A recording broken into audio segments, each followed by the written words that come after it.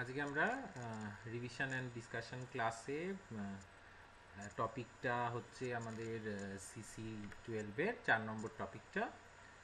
আমাদের টপিকে যেটা আছে সেটা হচ্ছে principles of image interpretation for forest, water and soil. তো এটার মধ্যে যে যে কোয়েশ্চেন্সগুলো আমরা দেখবো সেটা হচ্ছে স্পেকট্রাল রিফ্লেক্টেন্স কাকে বলে, হোয়াট ইজ স্পেকট্রাল রিফ্লেক্টেন্স। তো স্পেকট্রাল রিফ্লেক্টেন্স কি হচ্ছে, এটা রেশিও, তাই তো, ratio of the incident energy that is reflected back as a function of wavelength, মানে আমাদের reflected energy by incident energy, এটারই রেশিওটা বা অনুপাতটাকে আমরা বলে থাকি হচ্ছে স্পেকট্রাল রিফ্লেক্টেন্স। এবং এই স্পেকট্রাল রিফ্লেক্টেন্সটাকে আমরা সচরাচর কিসে প্রকাশ করে থাকি? শতাংশতে। মানে amount of reflected energy by amount of incident energy into 100 করে দিলেই আমরা স্পেকট্রাল রিফ্লেক্টেন্স পাব। এটা আমরা গ্রাউন্ড ল্যাবরেটরিতে গিয়ে মাপতে পারি। আগেও একটা প্রশ্ন আমি দিয়েছিলাম, যন্ত্রটার নাম হচ্ছে স্পেকট্রো রেডিওমিটার, এটার সাহায্য নিয়ে করা যেতে পারে। আর এই সেকেন্ড প্রশ্নটা হচ্ছে স্পেকট্রাল রিফ্লেক্টেন্স কার। তা আমরা স্পেকট্রাল রিফ্লেক্টেন্সের সাহায্য নিয়ে যদি একটা গ্রাফ তৈরি করি, একটা গ্রাফিক্যাল প্রেজেন্টেশন করি, সেই গ্রাফিক্যাল প্রেজেন্টেশনটাকে আমরা স্পেকট্রাল রিফ্লেক্টেন্স কার্ভ বলছি। তাহলে স্পেকট্রাল রিফ্লেক্টেন্স কার্ভ বলতে গেলে আমাকে আগে স্পেকট্রাল রিফ্লেক্টেন্সটাও বলতে হবে। তাহলে এই একটা গ্রাফিক্যাল রিপ্রেজেন্টেশন যে তৈরি হয়, যে স্পেকট্রাল রিফ্লেক্টেন্সকে আমরা গ্রাউন্ড ল্যাবরেটরিতে পরিমাপ করি একটা যন্ত্র দিয়ে, সেই যন্ত্রটা বা ইনস্ট্রুমেন্টটার নাম কি? Spectro radiometer.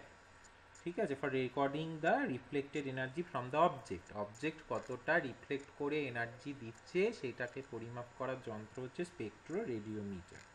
এবং আমরা একটা গ্রাফ বানাতে পারি, তার এক্স অক্ষতে থাকে ওয়েভলেন্থ, তরঙ্গ দৈর্ঘ্য, এবং ওয়াই অক্ষতে থাকবে হচ্ছে স্পেকট্রাল রিফ্লেক্টেন্স, মানে তরঙ্গ দৈর্ঘ্য বা ওয়েভলেন্থের সাপেক্ষে বিভিন্ন যে আমাদের ভূপৃষ্ঠের ওপর অবস্থিত যে বস্তুগুলি আছে তাদের যে রিফ্লেক্টেন্সটা, সেইটাকে গ্রাফের আমরা প্লট করে যে রেখাটা উৎপন্ন হয় সেটাকে আমরা বলছি স্পেকট্রাল রিফ্লেক্টেন্স কার্ভ।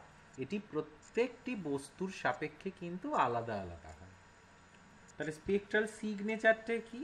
স্পেকট্রাল সিগনেচার কার হবে? সেই অবজেক্টটার হবে, তাই তো। যে অবজেক্টটা স্পেকট্রাল রিফ্লেক্টেন্স দেয়, তাহলে সেইটাই হচ্ছে তার সিগনেচার। সিগনেচার কেন বলছি? যেরকম আমাদের এক একটা পার্সনের নিজস্ব সিগনেচার আছে, যেটার সাহায্য দিয়ে আমরা আইডেন্টিফাই করতে পারি পার্সনটাকে। তাহলে সেই রকমই যে ওয়েভলেন্থ দিয়ে বা যে ওয়েভলেন্থের সাহায্য নিয়ে আমরা তাকে আইডেন্টিফাই করতে পারবো, এই যে অবজেক্টটাকে, মানে নেচার অফ ইন্টারাকশন যেটা হচ্ছে ইলেকট্রোম্যাগনেটিক রেডিয়েশন, তড়িৎচুম্বকীয় যে তরঙ্গগুলি কিভাবে সেই সারফেসটার সঙ্গে প্রতিক্রিয়া করছে, প্রতিক্রিয়া করার পর কি বিশেষ একটা বার্তা আমাদের দিচ্ছে, যাতে সেই বস্তুটাকে আমরা অন্যান্য বস্তুর থেকে পৃথকভাবে চিনতে পারি। যেহেতু আমরা তাকে পৃথকভাবে চিনতে পারবো, সেই কারণেই সেই প্রত্যেকটার একটা করে সিগনেচার তৈরি হয়, যেটাকে স্পেকট্রাল সিগনেচার বলছি আমরা। যেমন কি, যে ধর গম ক্ষেত রয়েছে, হুইট ফিল্ড রয়েছে, সেখানে যদি গোল্ডেন কালার থাকে, ঠিক আছে, সোনালি রং থাকে, তাহলে আমরা তখন কি বলবো? যে গমগুলো সব পেকে গেছে, মানে ম্যাচিওর হয়ে গেছে। তাহলে এই হচ্ছে সিগনেচার। সিগনেচার হচ্ছে একটা বিশেষ ক্যারেক্টারিস্টিক বা বৈশিষ্ট্য, যার সাহায্য নিয়ে আমরা সেই বস্তুটাকে অন্যর থেকে পৃথক করতে পারবো। এটাই হচ্ছে স্পেকট্রাল সিগনেচার। এরপর যেটা আছে সেটা হচ্ছে আমাদের spectral responses of forest, water and soil.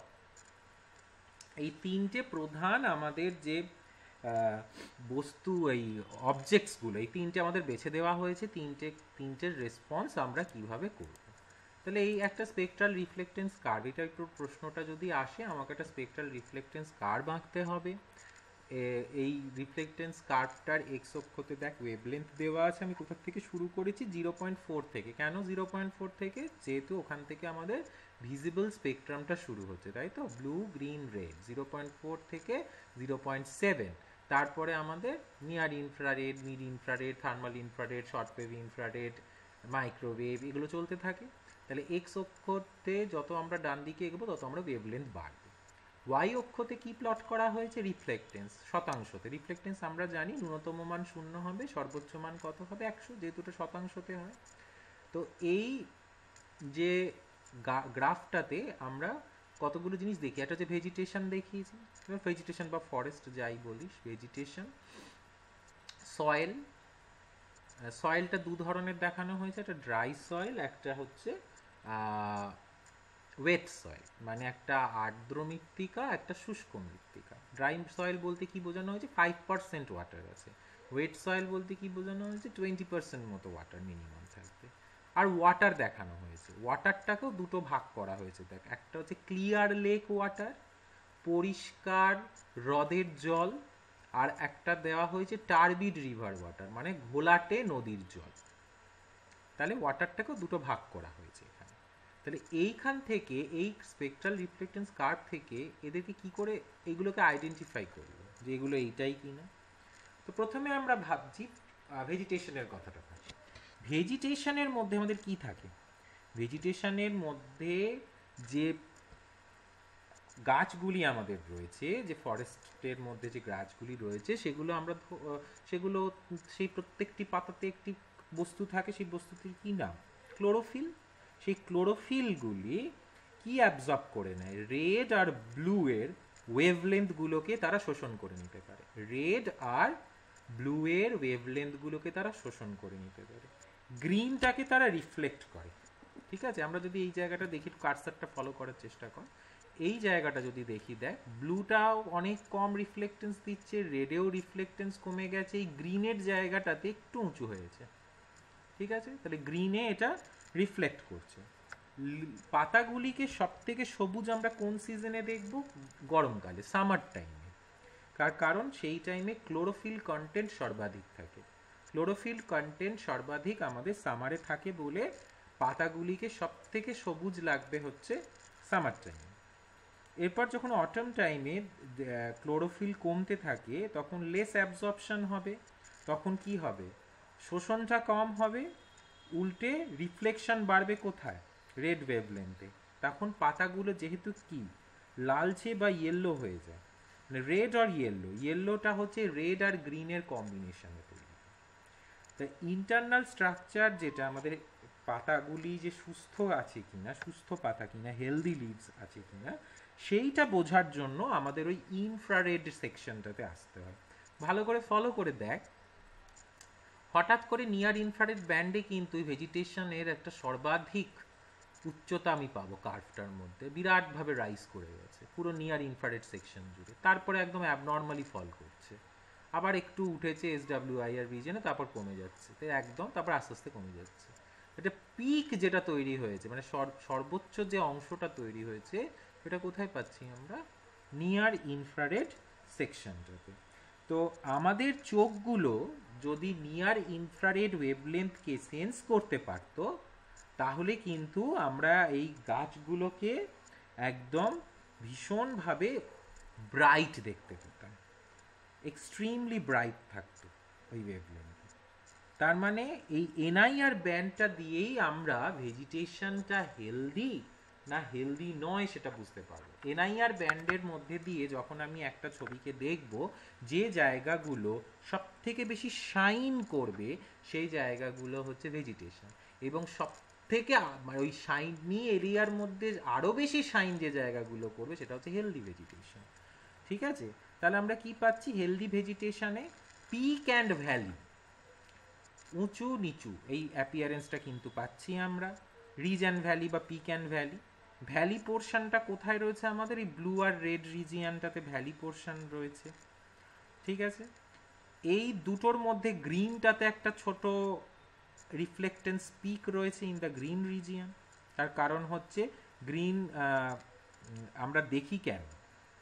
যেহেতু সে গ্রিনটাকে রিফ্লেক্ট করে, কোনো জিনিসের রং সেইটা দেখা যায়, তার কারণ হচ্ছে সে সেই রংটাকে প্রতিফলন করে। যে কালার সব কিছু শোষণ করে নেবে তখন সে ব্ল্যাক হয়ে যাবে, যে কালার থেকে সব কালার রিফ্লেক্ট হয়ে যায় তখন সে হোয়াইট হয়ে যায়। ঠিক আছে, পার্টিকুলারলি গ্রিনটাকে ও রিফ্লেক্ট করে বলে গ্রিনকে গ্রিন দেখি বলে ওই জায়গাটা একটু উঁচু হয়। তারপরে যেটা হচ্ছে যে ইনফ্রারেড পোর্শনটাতে কিন্তু এই ভেজিটেশনটার, হেলদি ভেজিটেশনটার যে রিফ্লেকশনটা সব থেকে বেশি হয়। প্ল্যান্টের যে লিফগুলো 50% এনার্জি মানে রিফ্লেক্ট করে দেয় এই 0.7 থেকে 1.3 এর মধ্যে। দেখ গ্রাফটা ভালো করে দেখ, 0.7 থেকে 1.3 পর্যন্ত সব থেকে রিফ্লেক্ট, 50% রিফ্লেক্ট করে। দেখ 50% অব্দি উঠেইছি আমি এখানটা, 40-60 মাঝখানে কত 50, তাহলে ম্যাক্সিমাম রিফ্লেক্টেন্সটা এনআইআর ব্যান্ডে পাই আপ টু 50% রিফ্লেক্টেন্স। ঠিক আছে, তাহলে এইখান থেকে এটা কনফার্ম করা যাচ্ছে যে এই নিয়ার ইনফ্রারেড ব্যান্ডে 50% রিফ্লেক্টেন্স হওয়া মানে সেটা ভেজিটেশন হবে। অন্য কোনো বস্তুর এনআইআর ব্যান্ডে 50%-এর মতো রিফ্লেক্টেন্স কিন্তু পাওয়া যায় না। ঠিক আছে, তাহলে এটা হচ্ছে আমাদের ভেজিটেশনের পার্টটা, বা ফরেস্টের থেকে রিলেট করে ভেজিটেশনের পার্টটা। এরপর আমরা ওয়াটারটা দেখি। ওয়াটার হচ্ছে কি longer wavelength visible and NIR radiation, এগুলো কিন্তু is absorbed more by water. Longer ওয়েভলেন্থগুলোকে কিন্তু জল অ্যাবজর্ব করে নিয়েছে। দেখ এদিকে কিন্তু জলের কিন্তু কোনো অস্তিত্ব নেই, পাচ্ছিস দেখতে, নেই। লঙ্গার ওয়েভলেন্থ এনআইআর এগুলোতে একদম অ্যাবজর্ব হয়ে যাচ্ছে, মানে ওয়াটারের কোনো রিফ্লেকশন আমরা পাচ্ছি না। ওয়াটারের রিফ্লেকশন কিন্তু খুব কম, আমরা দেখতেও পাচ্ছি যে একদম নিচের দিকে লাইনগুলো রয়েছে। ক্লিয়ার ওয়াটারের তো রিফ্লেক্টেন্স প্রায় নেই, আরও কম। টার্বিড ওয়াটার হলে কি হয়, টার্বিড ওয়াটার মানে ঘোলাটে জল, তো ঘোলাটে জলের মধ্যে কি থাকবে, বিভিন্ন পার্টিকলস থাকবে, সেই পার্টিকলসগুলো রিফ্লেকশন করে, সেই কারণে এটা হয়। তাহলে ওয়াটারকে কীরকম দেখতে লাগবে, ব্লু আর ব্লু গ্রিন, ব্লু বা ব্লু গ্রিন দেখতে লাগবে, due to stronger reflectance at these wavelengths and darker if viewed at red or NIR. যদি আমি এনআইআর আর রেডের মধ্যে দিয়ে দেখি তাহলে সেটা কালচে লাগবে, তখন যেহেতু সেখানে রিফ্লেকশন হয় না। তাহলে রিফ্লেকশন সব থেকে বেশি ভেজিটেশনের হচ্ছে এনআইআর ব্যান্ডে, আর ওয়াটারের হচ্ছে সব থেকে কম। তাহলে water appears dark in NIR.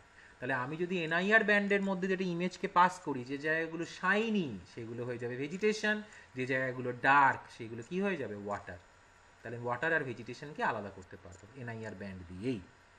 ঠিক আছে, তো এই কালারগুলো একটু সাসপেন্ডেড যদি সেডিমেন্ট থাকে, মানে ঘোলাটে জল যদি থাকবে, তখন কি হবে, সেগুলো হতে পারে একটু বেশি রিফ্লেক্টেন্স দেবে।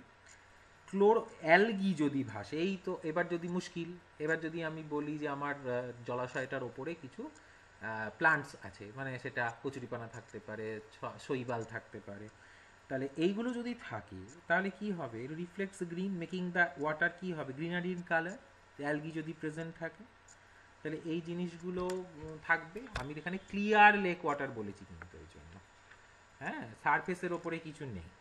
সারফেসের ওপর থাকলে তখন কিন্তু সে বিভিন্ন, আমরা যখন ক্লাসিফিকেশন পড়িয়েছি তখন তো আমি বলেছি যে এগুলো তখন অনেক কিছু দেখতে হবে, সাইট অ্যাসোসিয়েশন প্যাটার্ন এসব দেখে টেকে তখন আমাকে বিচার করতে হবে যে এটা জল না মাঠ, সেটা আমাকে পরে দেখতে হবে। তাহলে ওয়াটারটা যেটা আসছে, তাহলে ওয়াটারটা বুঝতেই পারলাম আমরা যে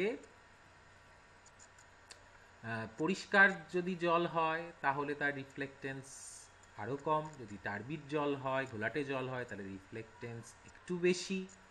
আর যত ওয়েভলেন্থ বাড়বে তত কিন্তু জল সব অ্যাবজর্ব করে নিতে পারবে, জলের কোনো রিফ্লেকশন হবে না। জলের রিফ্লেকশন ম্যাক্সিমামটাই কিন্তু ওই ব্লু গ্রিন রেড এর মধ্যেই সীমাবদ্ধ, এবং সেটা হলেও সেটাও খুব কম, লিমিটেড হয়।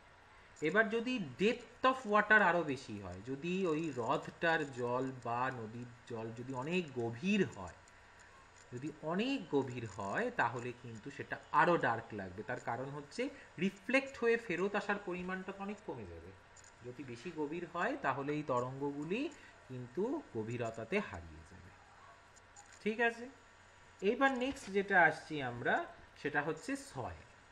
সয়েলটা দেখ দুরকম অ্যাপিয়ারেন্স হচ্ছে, ড্রাই হলে তার রিফ্লেক্টেন্সটা একটু বেশি, ঠিক আছে, বেশ খানিকটা বেশি এবং ওয়াটারের মতো করেই রিফ্লেক্টেন্স হয়, কিন্তু সরি ওয়াটার বলছি, ভেজিটেশনের মতোই হাই রিফ্লেক্টেন্স হয়, কিন্তু সেই রিফ্লেক্টেন্সটা সর্বাধিক কিন্তু এনআইআর ব্যান্ডে নয়, এসডাব্লিউআইআর ব্যান্ডে পাচ্ছি আমরা, শর্ট ওয়েভ ইনফ্রারেডের মধ্যে পাচ্ছি। ওয়েট সয়েল হলেও দেখ জিনিসটা একই, প্যাটার্নটা একই ফলো হয়েছে, কিন্তু কিন্তু তার পরিমাণটা কম হয়, রিফ্লেক্টেন্সের পরিমাণটা কম হয়, কিন্তু দুটোর গ্রাফ কিন্তু একই রকম, একদম কম থেকে ব্লু গ্রিন রেড থেকে কমতে কমতে নিয়ার ইনফ্রারেডের ভেতর দিয়ে কৌণিকভাবে প্রবেশ করে নিয়ার ইনফ্রারেড ব্যান্ড ক্রস করে একটা ছোট্ট ভ্যালি তৈরি করে তারপরে আবার পিক করে আবার একটা বড় ভ্যালি তৈরি করে যাচ্ছে। ওয়েট সয়েল এবং ড্রাই সয়েল দুটোর ক্ষেত্রেই কিন্তু একই রকমের কার্ভ আমরা পাই, শুধু ভ্যালুটা আলাদা হয়, ভ্যালুটা ড্রাই সয়েলের ক্ষেত্রে বেশি হয় আর ওয়েট সয়েলের ক্ষেত্রে কম হয়। ওয়েট সয়েলের ক্ষেত্রে কম হওয়াটা স্বাভাবিক, কেননা জল তরঙ্গগুলিকে অনেকটা বেশি শোষণ করে নিতে পারে। শুষ্ক মৃত্তিকা হলে যতটা প্রতিফলনের ক্ষমতা হবে, আর্দ্র মৃত্তিকার প্রতিফলনের ক্ষমতাটা কিন্তু অনেকটাই কম হবে। ঠিক আছে, তাহলে এইভাবেই আমাদের এই যে টপিকটা, এই যে ইউনিটটা, আমাদের এই প্রশ্নগুলোই আমাদের তৈরি করতে হবে। তো স্পেকট্রাল রিফ্লেক্টেন্স কার্ভ এবং স্পেকট্রাল সিগনেচার। তো এই স্পেকট্রাল রিফ্লেক্টেন্সের কার্ভের সাহায্য নিয়ে আমরা কিভাবে ফরেস্ট, ওয়াটার এবং সয়েলকে চিনতে পারলাম, তাদের ক্যারেক্টারিস্টিক্সগুলো কি করে বুঝতে পারলাম, বা এগুলো অন্যদের থেকে কিভাবে আলাদা, কেনই এদেরকে পৃথক করা সম্ভব হচ্ছে, কিভাবে এদেরকে পৃথক করা সম্ভব হচ্ছে, সেটা আমরা বুঝতে পারলাম।